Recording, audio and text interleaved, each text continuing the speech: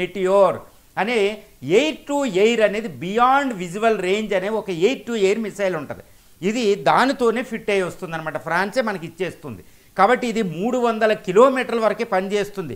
అందుకే Rafale fighters ఈ JF-10 అనే ఫైటర్ పాకిస్తాన్కి చైనా ఇచ్చిన ఫైటర్ని ఆపరేషన్ సింధూర్లో కూల్చేసింది ఈ మెటియోరే.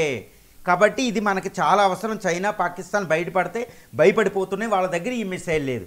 ఈ మెటియోర్ ఈ ప్యాకేజీలో భాగంగా వస్తుంది.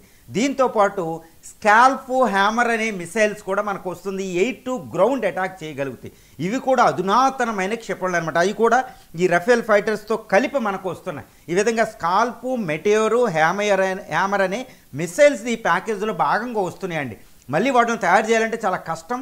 రెండు మనకి భారతదేశానికి అస్త్రా ఇవి ఉన్నాయి కాబట్టి ఇవి వేరే చోట వాడుతున్నాం. రష్యా నుంచి R-37 తెచ్చుకుంటున్నాం, అది వేరే దాంట్లో వాడుతున్నాం. సుఖోయ్ 30 ఫైటర్స్ వేరే వాటిలో వాడుతున్నాం. కాబట్టి ఇవి అడిషనల్ అడ్వాంటేజ్ వస్తుందన్నమాట ఈ క్షిపణులు. ఇవి మనకు వస్తున్నాయి ఈ మిసైల్స్. దీంతోపాటు ఇప్పుడు ఈ కాంట్రాక్ట్లో భాగంగా ఈ కాంట్రాక్ట్ టోటల్ వాల్యూ 2 లక్షల కోట్ల రూపాయలు. అక్షరాల 2 లక్షల కోట్ల రూపాయలు అంటే ప్రస్తుతం డాలర్ ఇండియా మార్కంలో చూస్తేనండి అది ఎంత అంటే $27 బిలియన్.